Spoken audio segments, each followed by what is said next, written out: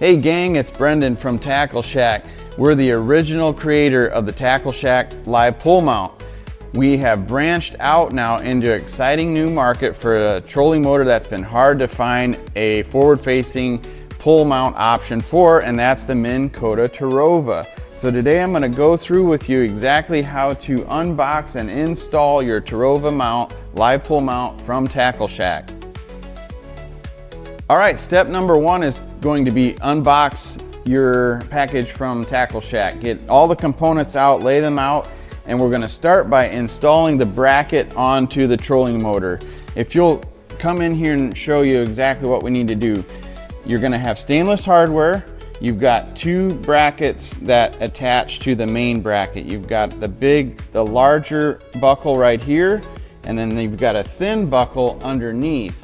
Make sure you put the thick one on top and the thin one below.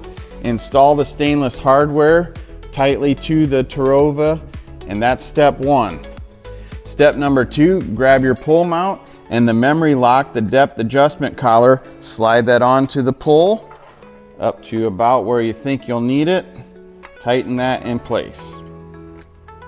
All right, step number three, put the pull into the bracket.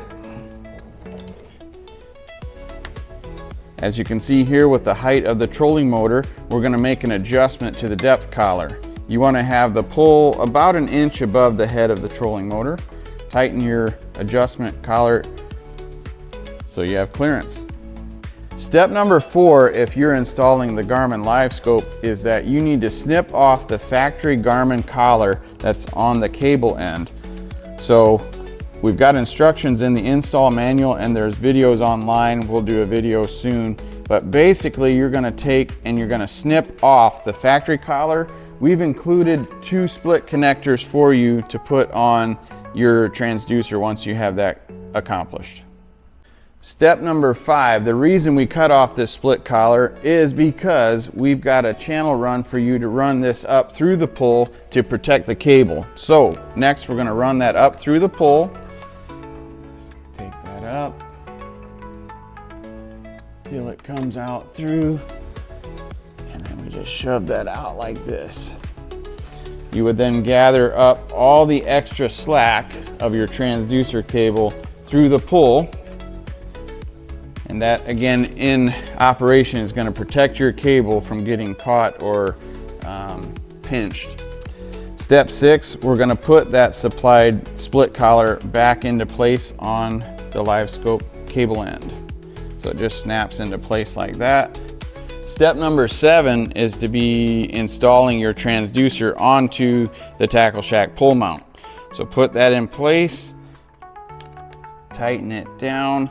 You want to keep in mind that you want your angle here, your pull straight back towards you, and so your LiveScope or your forward-facing sonar, you want straight out ahead. That's going to give you the best aiming angle to hit when you're fishing, and the best chance at throwing right to the fish. So tighten that in place.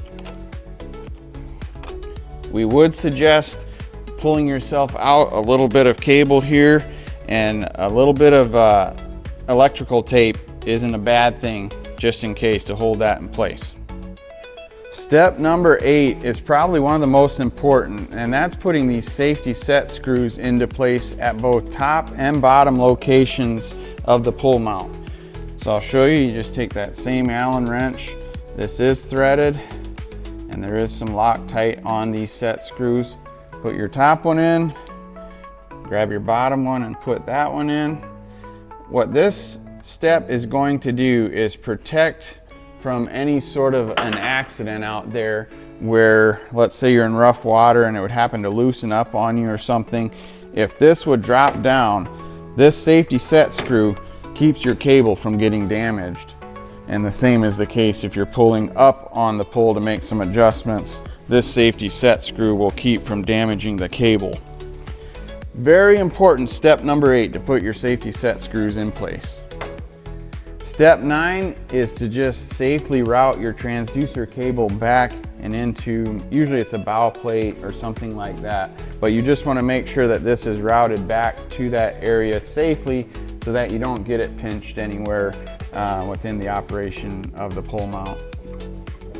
Operation of the pole mount is pretty simple.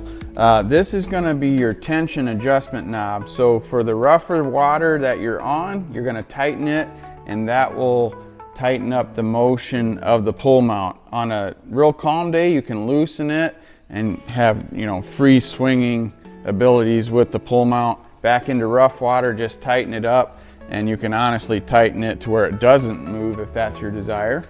The other thing, the other adjustment here is going to be your depth adjustment collar, the memory lock.